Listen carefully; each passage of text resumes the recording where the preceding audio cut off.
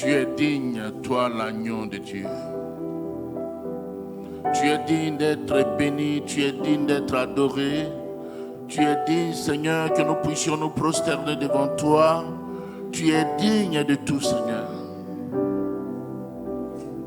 Si nous vivons, ce n'est pas par notre grâce, pas par notre force, Seigneur, mais c'est par ta grâce. Tu es dit qu'on te loue. Tu es dit qu'on te vénère, qu'on t'adore.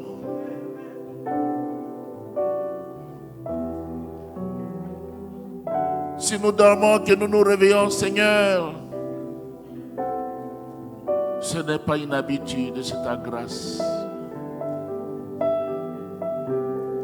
Te prions de bénir ta parole en ce moment. De la bénir sur mes lèvres, dans nos cœurs, Seigneur. Et que cette parole nous accompagne jusqu'à l'éternité. Au nom de Jésus. Amen. Gloire au Seigneur.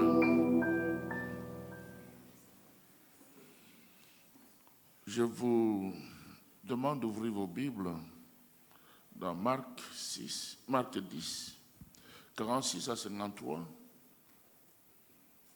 Et ce qui va nous intéresser le plus, c'est le dernier verset, le verset 53. Mais lisons quand même tous les passages. Marc 10, 46 à 53. Ils arrivèrent à Jéricho. Et lorsque Jésus en sortit avec ses disciples et dans ces grandes foules, les fils de Timée et Bartimée, mendiants aveugles, étaient assis au bord du chemin. Il entendit que c'était Jésus de Nazareth et il s'est mis à crier, « Fils de David, Jésus, aie pitié de moi. » Plusieurs le reprenaient pour le faire taire. Mais il criait beaucoup plus fort, « Fils de David, aie pitié de moi. » Jésus s'arrêta et dit, « Appelez-le. » Ils appelèrent l'aveugle en lui disant, « Prends courage, lève-toi, il t'appelle. » L'aveugle jeta son manteau et s'élevant d'un bond vint vers Jésus. Jésus prenant la parole lui dit, « Que veux-tu que je te fasse? » Rabboni, lui répondit l'aveugle, « Que je recouvre la vue. » Et Jésus lui dit, « Va, ta foi t'a sauvé. » Aussitôt, il recouvra la vue et suivit Jésus dans le chemin. Amen. Un passage que nous avons lu des années et des années, que nous connaissons.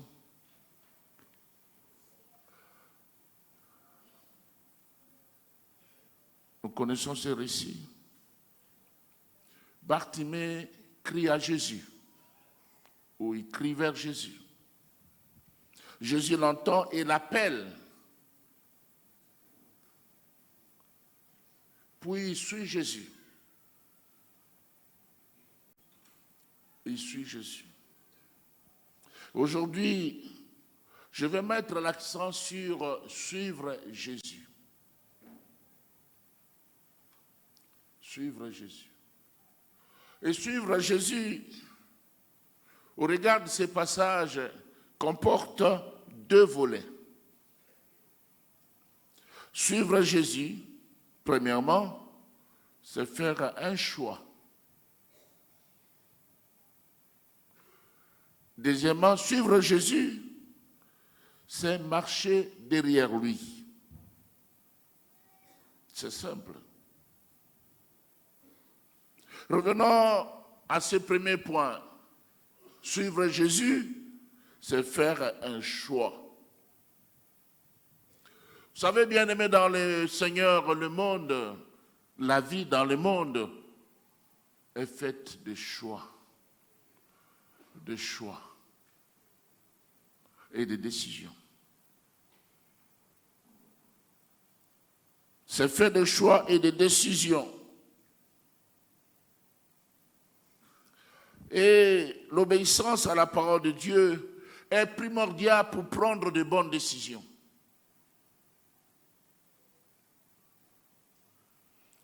Bartimée a choisi et décidé de suivre Jésus.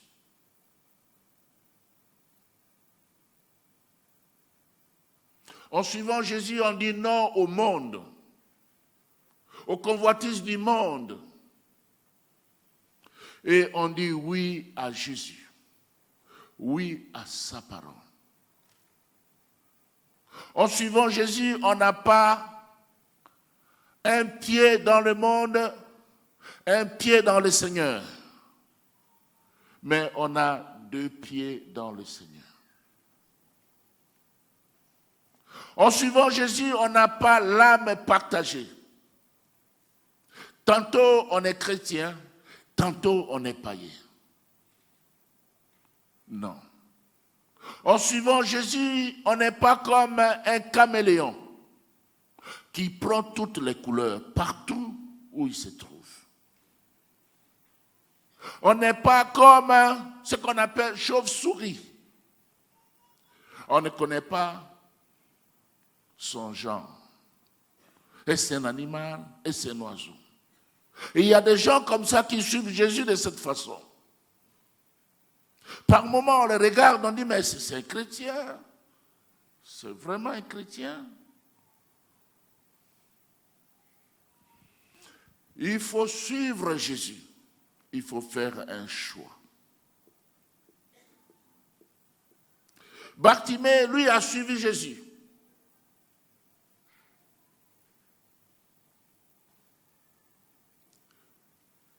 Je me mets à la place de Bartimée. Et certainement, il a dit, moi je vais suivre Jésus. Lui, il m'a ouvert les yeux, car le monde n'a pas pu le faire. Mais lui, il l'a fait.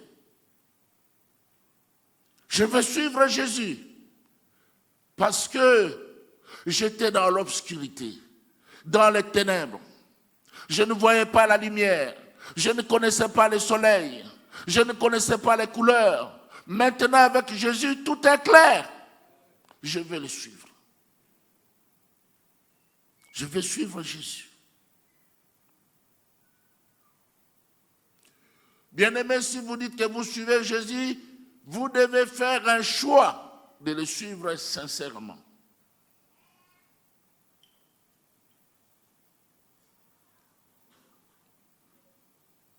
Un choix de le suivre. Non seulement de le suivre, mais de demeurer en lui. Quand on le suit, on demeure en lui.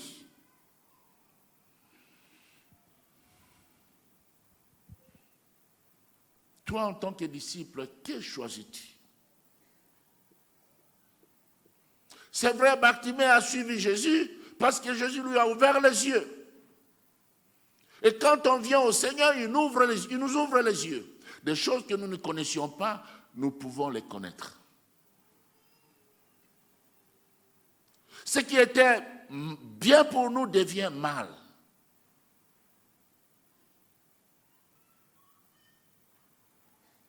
Nos valeurs changent quand on suit Jésus. On n'a plus les mêmes valeurs.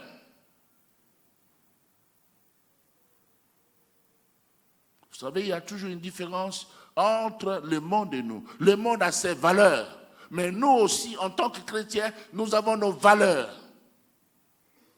Et quand on suit Jésus, on doit défendre ses valeurs.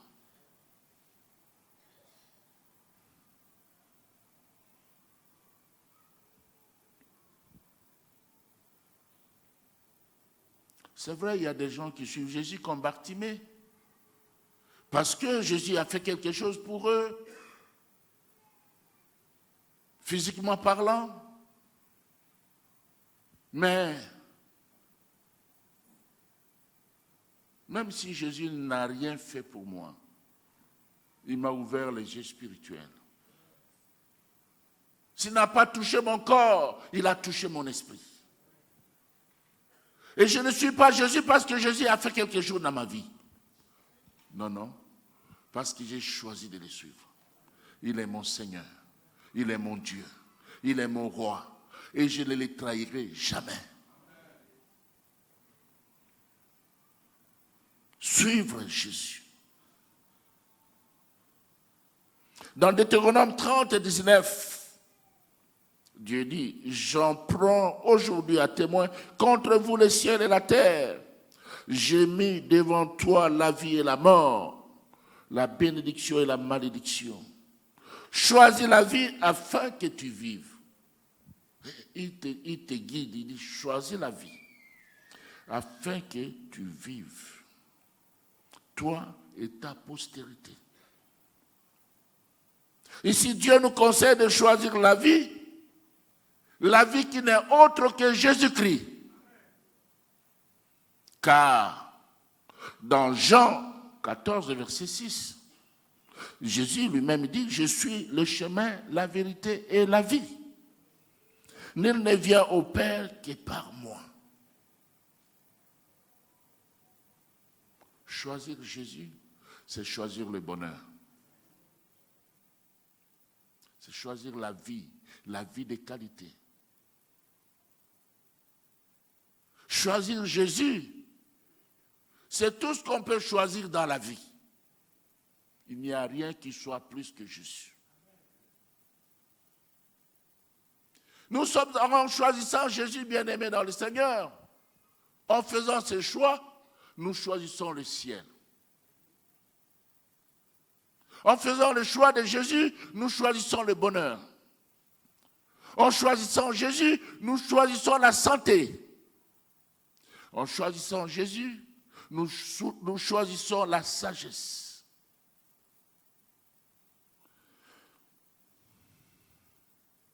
Nous choisissons la bénédiction.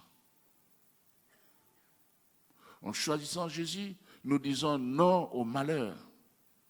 Le malheur peut nous atteindre, mais le Seigneur va nous en délivrer.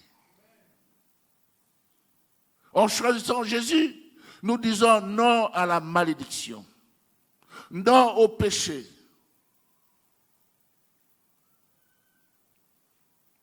En choisissant Jésus, nous choisissons la paix et nous disons non au trouble. Aujourd'hui, ce matin, il y a des gens qui sont dans des hôpitaux, tout simplement parce qu'ils n'ont pas voulu choisir Jésus. Peut-être qu'ils étaient en train de siroter un verre la nuit. Et puis, une bouteille est passée, ça a atteint la tête. On se retrouve à l'hôpital. Parce qu'on n'a pas choisi Jésus. En choisissant Jésus, nous choisissons la paix. Il est le prince de la paix.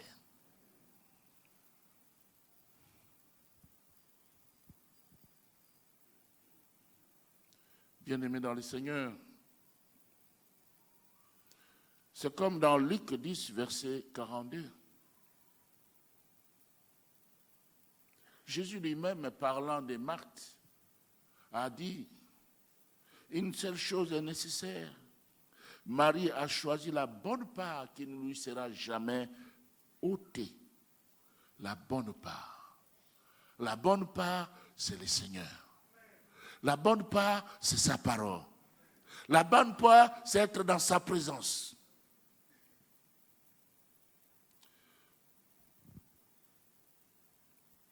Lorsque Bartimée a choisi de suivre Jésus, puisqu'il était aveugle, j'imagine qu'il était accompagné. Ce n'est pas écrit dans la Bible, c'est moi qui réfléchis comme ça. J'imagine qu'il était accompagné des membres, de quelqu'un, parce que vous savez, partout, les mendiants, c'est vrai qu'ils ont leur bâton, mais ils ont souvent des gens qui les accompagnent. Des gens qui sont avec eux, qui les tiennent. Et j'imagine que celui qui accompagnait Bartimée,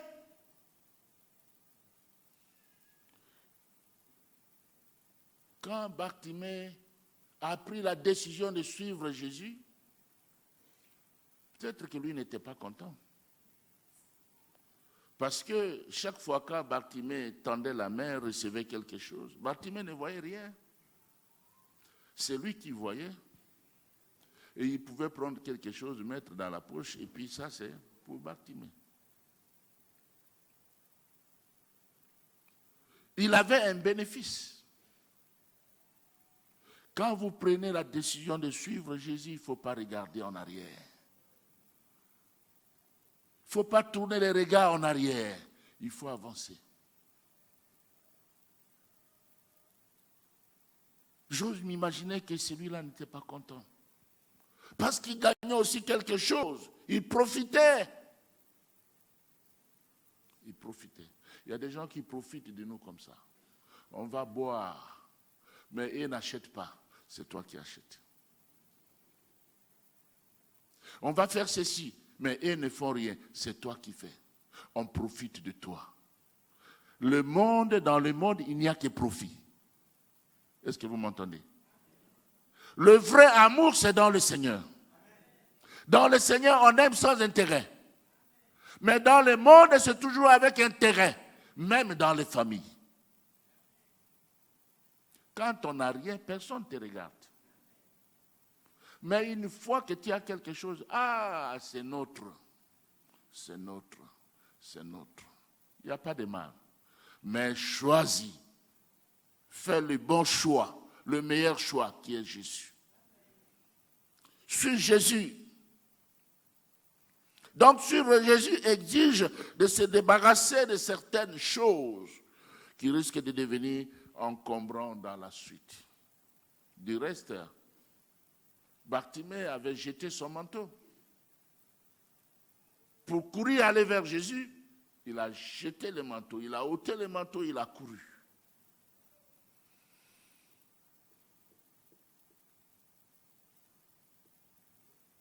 Suivre Jésus, c'est accepter les changements bien-aimés dans le Seigneur. Quand on fait ce choix-là, c'est qu'on fait le choix du changement. Et très souvent, les changements dérangent. Quand on veut changer les choses, ça dérange. Ça dérange. Ça dérange. Beaucoup de gens n'aiment pas les changements.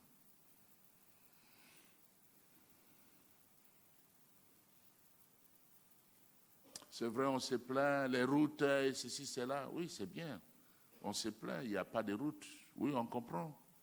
Mais on voit le béton qui se fait. Au bout d'un moment, on va se réjouir. Parce qu'on n'aura plus de problème de route. Mais ces changements nous dérangent un peu, n'est-ce pas? Mais après, nous allons rire. Parce que ce sont de gros bétons. Dieu est bon, il est merveilleux. Maintenant, nous considérons le second aspect. Suivre Jésus, c'est marcher derrière lui. Derrière lui. Il ne faut pas marcher derrière lui à distance. Vous savez, Pierre suivait Jésus quand on a arrêté Jésus. Pierre était là derrière, mais loin de Jésus. Quand vous suivez Jésus de loin, vous terminez par le nier. Parce que quand on a posé la question à Pierre, toi aussi, on a dit, toi aussi, tu es Galiléen, tu étais. Il dit, non, je ne le connais même pas. Il ne faut pas suivre Jésus de loin. Premièrement, il faut le suivre de près. De près. Et ne cherche à être près de lui que celui qui ne se reproche de rien. De rien. Il a sa conscience pure et vit dans la transparence. Est-ce que tous ici, nous avons la conscience pure? Nous avons l'exemple des pharisiens qui voulaient lapider la femme adultère. Ça, vous pouvez voir dans Jean 8, et précisément versets 7 à 9. Ils ont attrapé cette femme en flagrant délit d'adultère et l'ont amenée à Jésus. L'ont présentée au Seigneur. Cette femme, nous l'avons attrapée. Et ça, c'est la justice des hommes, ici-bas sur terre. Quand on commet l'adultère, il n'y a pas que la femme. Il y a aussi l'homme.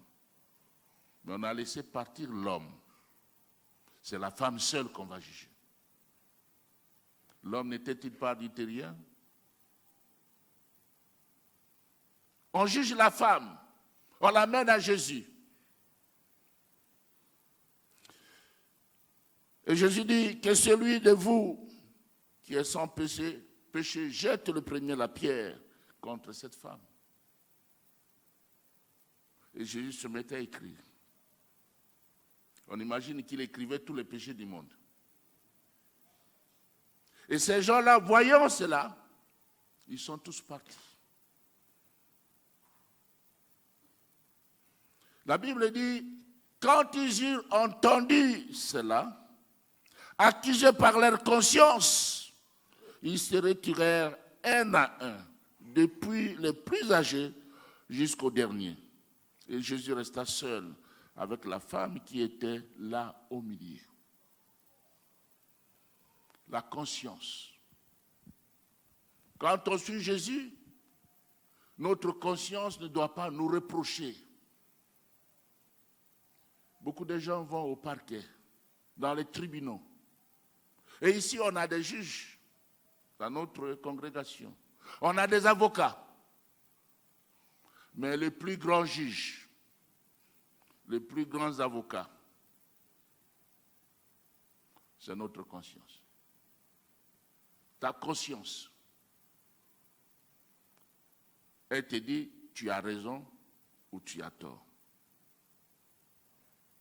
C'est ta conscience qui va te juger.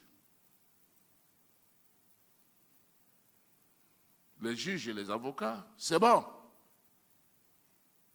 Mais eux aussi doivent examiner leur conscience. Parce que très souvent, il y a des bêtises là-bas. Il y a la corruption. Il y a la pollution de tout genre. Il y a une dégradation, même la plus abjecte là-bas.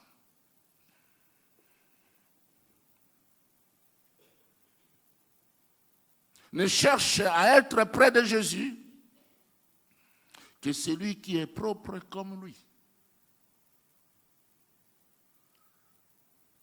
Qu'est-ce que Dieu a dit dans Lévitique 19:2? Là, le Seigneur dit, soyez saints, car je suis saint, moi l'Éternel votre Dieu. Amos 3:3 nous dit aussi que deux personnes ne s'accordent pas, ne peuvent pas marcher ensemble si elles ne s'accordent pas. Dieu est saint, et pour le suivre, il faut le suivre dans cette voie, la voie de la sanctification. Pour suivre Jésus, il faut l'aimer plus que tout, l'aimer plus que les parents, l'aimer plus que les enfants, l'aimer plus que n'importe qui. Jésus veut occuper la première place dans nos cœurs. C'est ça qu'il nous demande. Occuper la première place. Matthieu 22:37, tu aimeras le Seigneur ton Dieu de tout ton cœur, de toute ton âme et de toute ta pensée. Aimer Dieu sans un cœur partagé.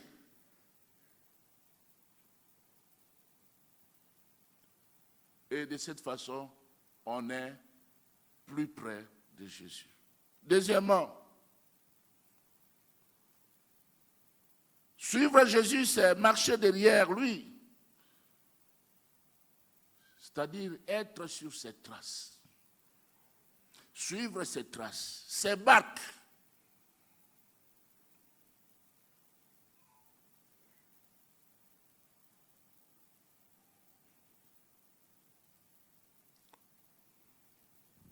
Être sur ses traces.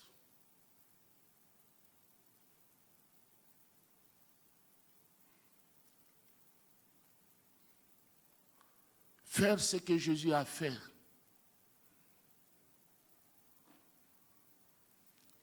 Jésus était un modèle. Et Jésus faisait ce que son Père faisait. Jésus suivait son Père. Il faisait ce que son Père demandait.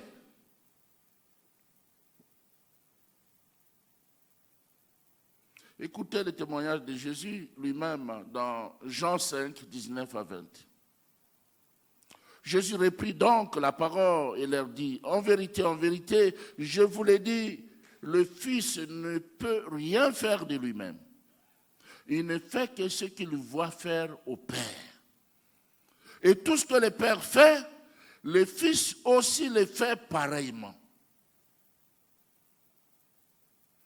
Car le Père aime le Fils et lui montre tout ce qu'il fait.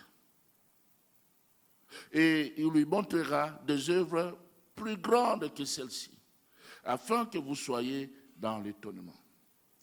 Jésus imitait son Père. Et bien aimé, être sur les traces du Seigneur, c'est l'imiter. L'imiter. L'imiter dans la vie de sanctification. L'imiter dans son amour. L'imiter dans tout ce qu'il faisait, dans son service. L'imiter. Dans 1 Corinthiens 11, verset 1, Paul renchérit, il dit, « Soyez mes imitateurs, comme je le suis moi-même de Christ. » Paul était sur les traces de Christ. Il demande que nous soyons aussi ses imitateurs. Que nous soyons les imitateurs de Christ. Philippiens 3, 17. Soyez tous mes imitateurs, frères, et portez les regards sur ceux qui marchent selon les modèles que vous avez en nous. Ah, le monde a besoin de modèles aujourd'hui. On a besoin de modèles. Des parents modèles. Des parents modèles. Des modèles dans les lieux de service. Il n'y en a pas beaucoup aujourd'hui. Dans les lieux de service, maintenant que tu es ici, il faut ouvrir l'œil, mais les grands.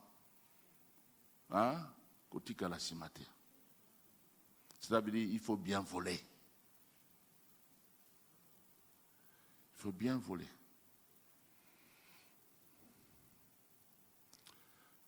Un de mes frères avait un ami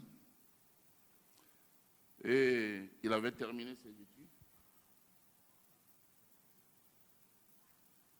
Et il habitait chez nous. Il habitait à la maison.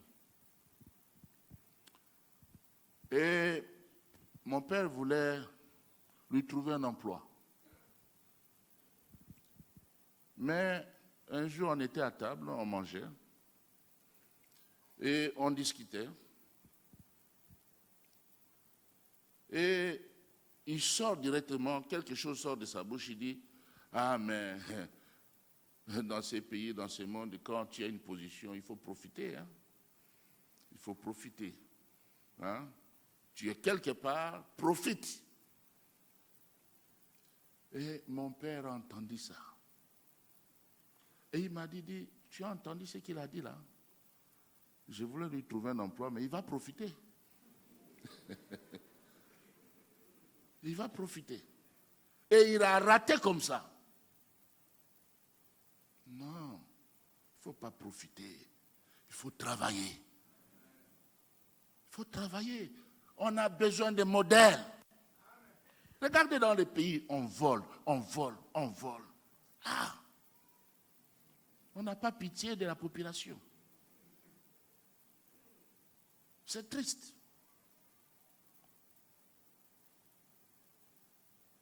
Les chefs pouvaient arranger, mais les autres autour, ils volent. C'est triste. On a besoin de modèles, de dirigeants modèles. C'est la banque.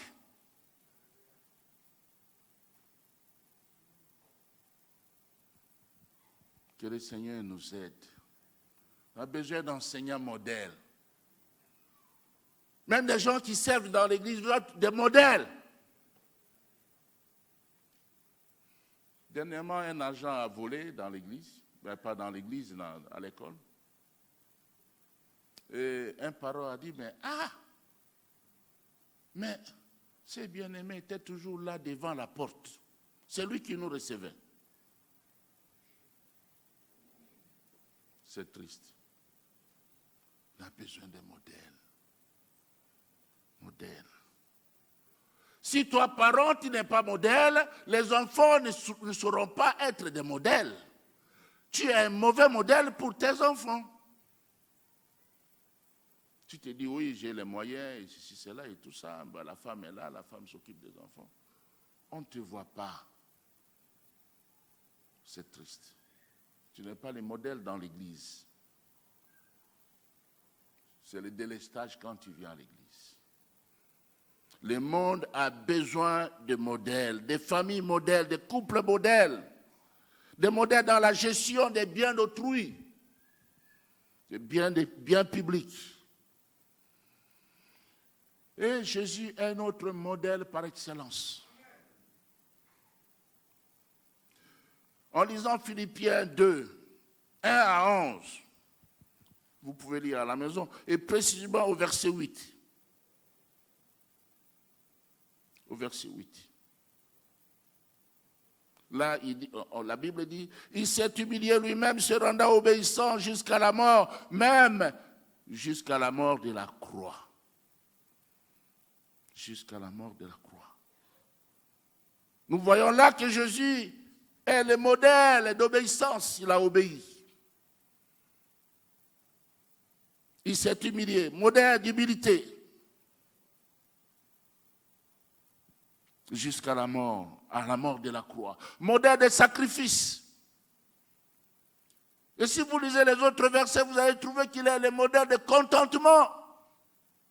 Il était égal à Dieu, mais il n'a pas regardé cela comme une proie arrachée. Il se contentait de sa position.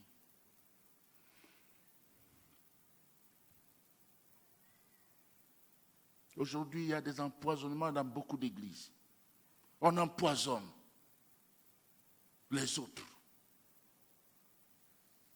Mais ce n'est pas correct. Parce qu'on veut prendre la place de tel ou de tel autre. Que ces choses ne viennent pas dans notre église avec nos frères. Amen. Non.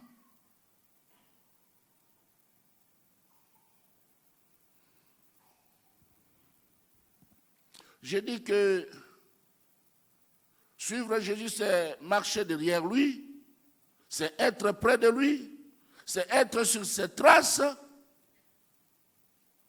c'est aussi surveiller ses mouvements. Vous savez ce qui est arrivé avec Élisée et Élie.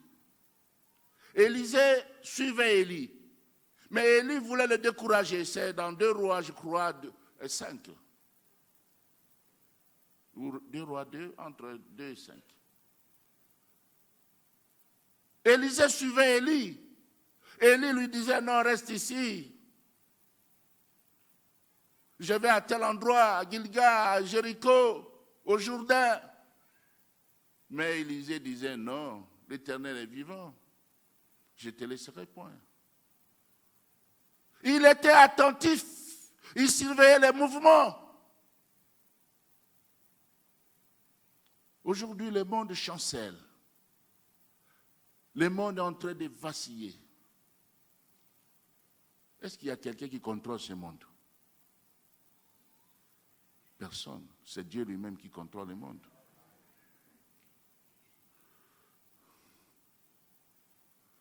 On dit que c'est les États-Unis. Les autres disent, non, mais maintenant c'est la Russie, c'est la Russie et la Chine. Tel craint, tel autre craint l'autre. Personne ne contrôle le monde. Il y a des catastrophes de tout genre. Surveillez les mouvements. Voyez ce qui se passe. Il y a un décor qui est déjà planté. La trompette va sonner. Pampali, pampi, pampali, pampi. Christ revient. Cherchez son Église. Ne sois pas distrait. Élisée n'était pas distrait. Il était attentif. Il suivait ce que faisait Élie. Et quand il a été enlevé dans un char de feu, il a laissé tomber son manteau. Élisée a pris ses manteaux. Il a fait ce qu'Élie avait fait pour traverser le Jourdain. Bien-aimés dans le Seigneur, surveiller les mouvements, c'est-à-dire qu'il faut être sensible, être à l'écoute de Dieu pour être guidé. Jésus revient bientôt.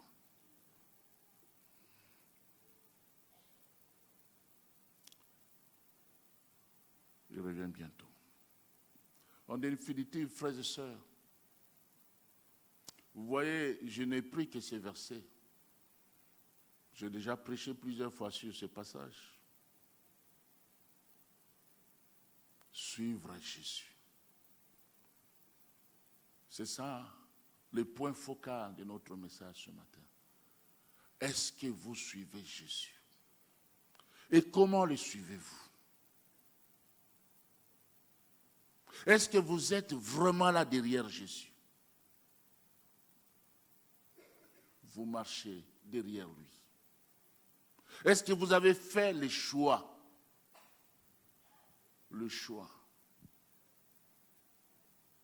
de demeurer en lui?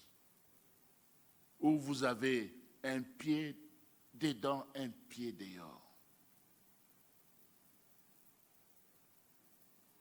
Est-ce que vous êtes près de Jésus? Vous êtes sur cette trace. Nous allons incliner nos têtes et nous allons prier.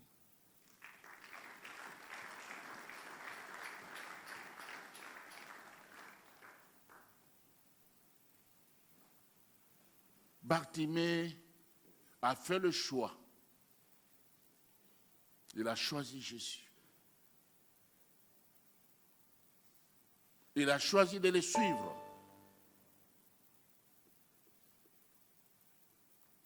Est-ce que tu es interpellé ce matin par ces messages? Tu es touché par ces messages ce matin? Est-ce que tu aimerais que nous puissions prier pour toi? Peut-être que tu n'as pas encore fait le choix. Si tu veux faire le choix, choisir Jésus. Si tu veux le choisir ce matin,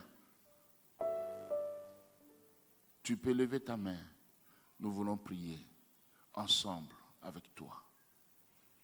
Merci. Lève ta main, n'aie pas honte. Merci. Merci.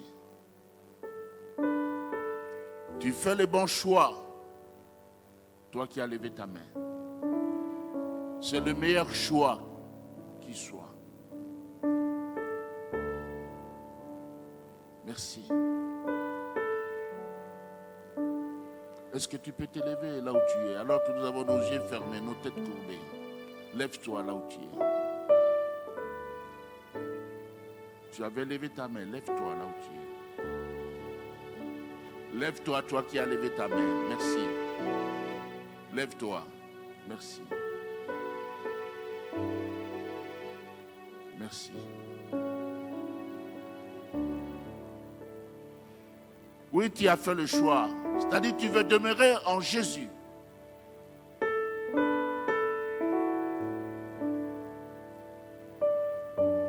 Tu ne veux pas avoir un pied dedans, un pied dehors.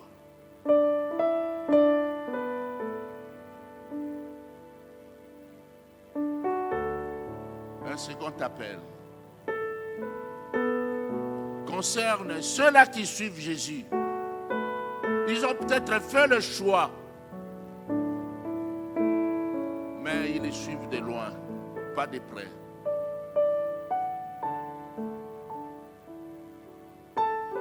Vous n'êtes pas sur ces traces. Vous dites, j'ai fait le choix, mais vous n'êtes pas sur les traces de Jésus. Est-ce que vous pouvez aussi vous lever? Nous voulons prier ensemble avec vous, honnêtement. Merci. Merci. Vous pouvez ne pas vous lever, mais le Seigneur vous connaît. Il vaut mieux vous lever. Parce que vous aurez encore la conscience surchargée. Vous êtes accusé par la conscience. Merci pour ceux qui s'élèvent. Vous dites que vous suivez Jésus, mais quand vous vous mettez à boire, c'est l'entonnoir. Et vous savez cela vous-même. Votre femme le sait. Levez-vous, nous voulons prier. Merci. Vous n'êtes pas un modèle. Vous n'êtes pas un modèle. Vous pouvez vous lever si vous voulez vraiment être un modèle. Nous allons prier pour vous et le Seigneur va vous aider. Merci. Merci. Merci. Merci. Merci. Quel témoignage vous portez? Quel témoignage? Vous avez besoin du changement. Vous avez besoin du changement. Un changement radical. Levez-vous, nous allons prier ensemble. Merci. Gloire au Seigneur. Gloire au Seigneur. Gloire à Jésus. Nous voulons prier ensemble, bien-aimés dans le Seigneur.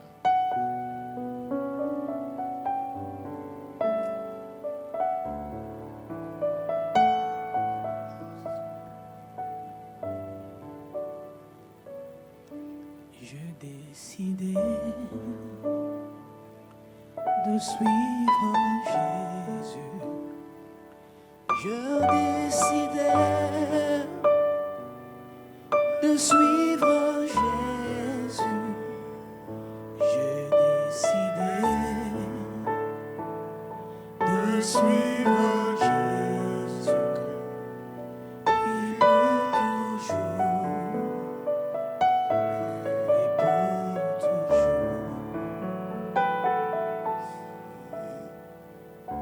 Oui, c'est en écoutant ces cantiques que vient de chanter le frère Seigneur. Un strophe dit: si mes amis s'en vont, qu'importe, moi j'irai. C'est ça le choix. Choisir de te suivre, être derrière toi et devenir comme toi, être comme Jésus. Seigneur, tu es venu pour cela. Tu es venu pour que nous te ressemblions, pas pour autre chose, et c'est cela la vie éternelle. Quelle parole ce matin!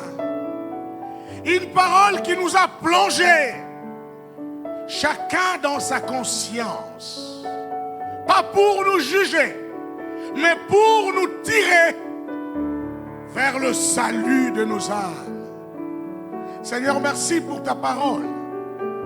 Cette parole qui a vu mon frère humblement se tenant devant toi et moi-même, Seigneur.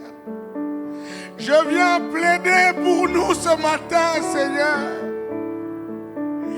Viens à notre secours. Oui, Seigneur, nous n'avons pas besoin d'être acceptés par les hommes. Non, non, ça ne sert à rien. Mais être agréé par toi, c'est ça la finalité du chrétien. être agréés par toi. Qu'importe que le monde nous agrée, ça ne nous sert à rien. Parce que le monde passe, ainsi que ce convoitise. Seigneur, s'il te plaît, ce matin, viens nous en aide. Que nous soyons comme toi, charitables, compatissants, toujours prêts à être dans le chemin de la sanctification. Oui, tu as envoyé cette parole ce matin pour que nous soyons doux, patients comme toi, capables de te reproduire, Jésus.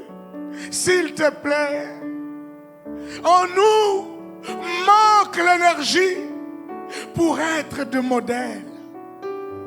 Et la société est en train de péricliter parce qu'il n'y a pas d'exemplarité. Or, c'est toi l'exemple parfait. En toi, il n'y a que la vie. En toi, il y a le chemin parfait. En toi, il y a la vérité parfaite. Alors, Seigneur, viens nous aider. Quand bien même nous essaierons de taire notre conscience, réveille-nous, secoue-nous, Saint-Esprit, secoue-nous. Parce que tu ne veux pas que nous périssions. Alors, permets que nous soyons sincères à l'aune de cette parole qui a été déclamée ce matin par ton serviteur. Que nous te confions ce matin encore, Seigneur. Bénis-les. Ils ne se lassent pas de nous dire la vérité, afin que nous ne soyons pas des hypocrites. Car que servira-t-il à un homme de gagner l'humanité tout entière s'il venait à perdre son âme? Alors, Seigneur, prends pitié de nous. Merci parce que tu as écouté cette prière. Nous avons besoin de toi. Au nom de Jésus.